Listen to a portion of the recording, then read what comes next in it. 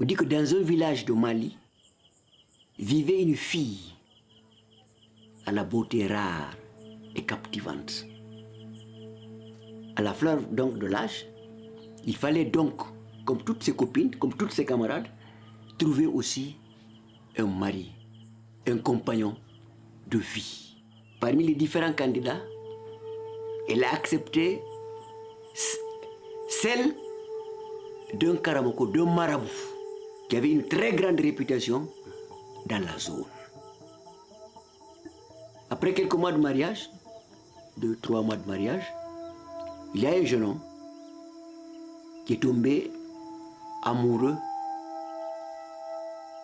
je ne dirais plus de la fille, mais de la femme, puisqu'elle a été épousée. Et donc, il a posé sa candidature.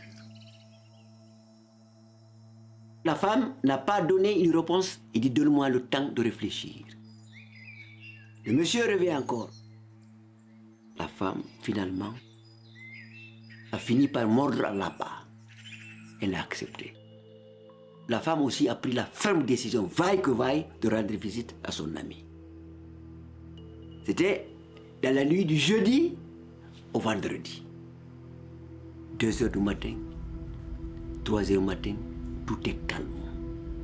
4 heures, on n'entendait que les chants des coqs les plus matinaux, ou alors le bruit lugubre des hiboux perchés dans les grands arbres. Tout était calme.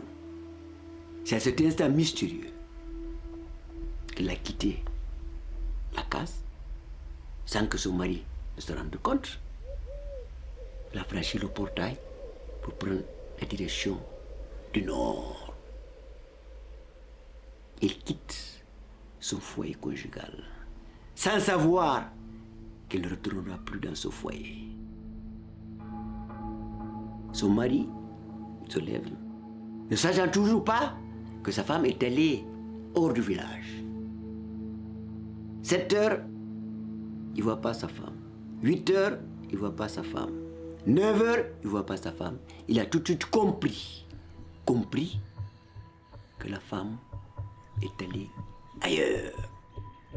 Il était déboussolé, il ne se retrouvait pas. Il se demandait où aller, où ne pas aller, que faire, que ne pas faire. Finalement, il s'est assis. Il a fait face à l'est.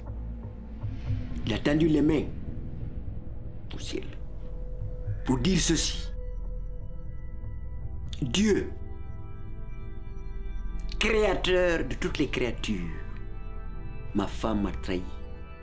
Je souhaite que justice soit rendue.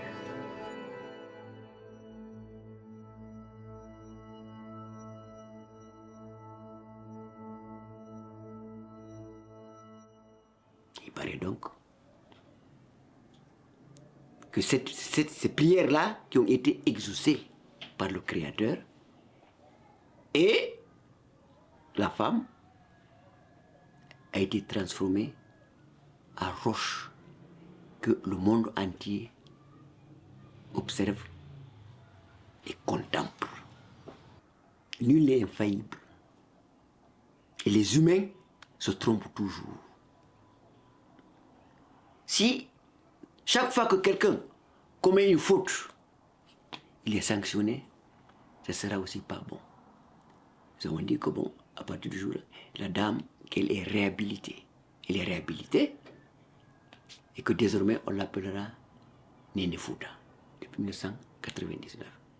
Néné Fouta, c'est-à-dire en pulaar, la mère du Fouta. Mais nous sommes allés plus loin.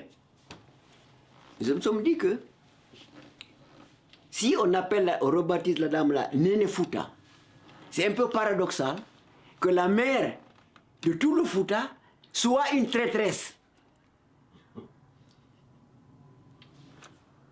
On comprend ça difficilement. Qu'on l'appelle la mère du Fouta et que la mère du Fouta soit une traîtresse. On a dit non.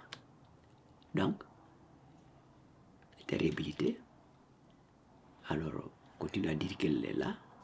Si vous avez remarqué, elle fait face à l'est, en train de prier pour la préfecture de Mali, pour la Guinée, pour l'Afrique et pour toute l'humanité.